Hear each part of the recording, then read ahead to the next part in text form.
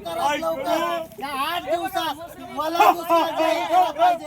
तर 8 दिवसात मला दुष्काळ जाहीर झाला नाही तर हे शेतकरी महाराष्ट्रामध्ये तुम्ही पाहता जास्त प्रमाणात पाऊस झालेला आहे. शेतकऱ्याच्या जो तोंडाला घास आलेला आहे तो या निसर्ग आपत्तीमुळे तोंडातला घास गेलेला आहे.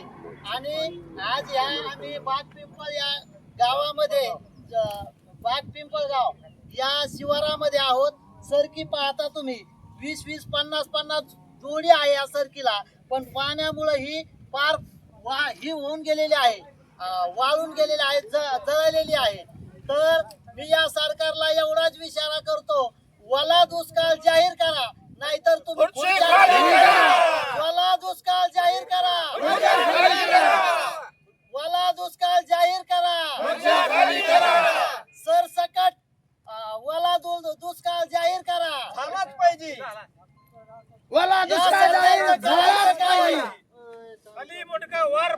ओला दुष्काळ जाहीर करा, नाहीतर खुर्च्या खाली करा, नाहीतर म्हणा तुम्ही असं. वला दुष्काळ जाहीर करा, नाहीतर खुर्च्या खाली करा. वला दुष्काळ जाहीर करा, नाहीतर खुर्च्या खाली करा. आज पाहुण्याजोगं हे झालंय पाय. असं ही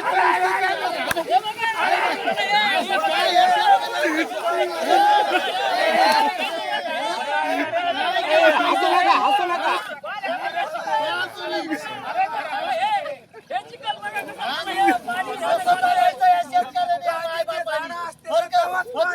सरकार या शेतकऱ्याला फक्त म्हणताय शेतकरी हा आमचा जगाचा पोशिंदा आहे, बळीराजा पोशिंदा आहे. पण शेतकऱ्याला जर मदत द्यायची झाली तर हरामखोर सरकार देत नाही.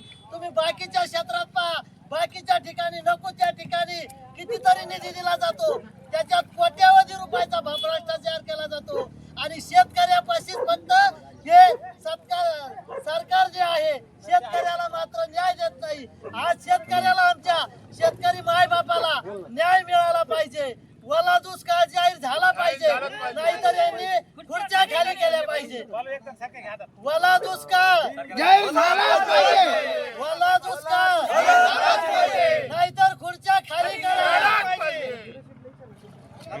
आता हे पाणी बघा, आता बघायचं का राहिलं? पंचनाम्याच्या भानगडीत पडू नये, पंचनाम्याचे नाटक बंद करा. हे पाणी बघा, हे पाणी गुडघ्याच्यावर पाणी आहे आणि पंचनामे बांधावर जाऊन करू नका.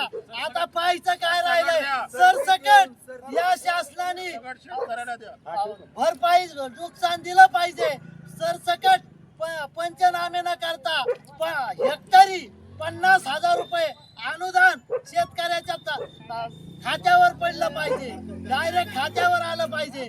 नाहीतर हे शेतकरी राजा येणाऱ्या जिल्हा परिषद पंचायत समितीला शेतकरी दाखवून द्यायला असतात. सरकारच्या खुर्च्या खाली करायच्या काय यांना ठेवायचं. जर तुम्ही हेक्टरी 50,000 रुपये जर नुकसान भरपाई दिली नाही तर तुम्हाला खुर्च्या खाली केल्याशिवाय आम्ही शांत बसणार नाही. आज सर्व ठिकाणी ही परिस्थिती झालेली आहे. म्हणून या सरकारने सरसकट नुकसान भरपाई दिली पाहिजे,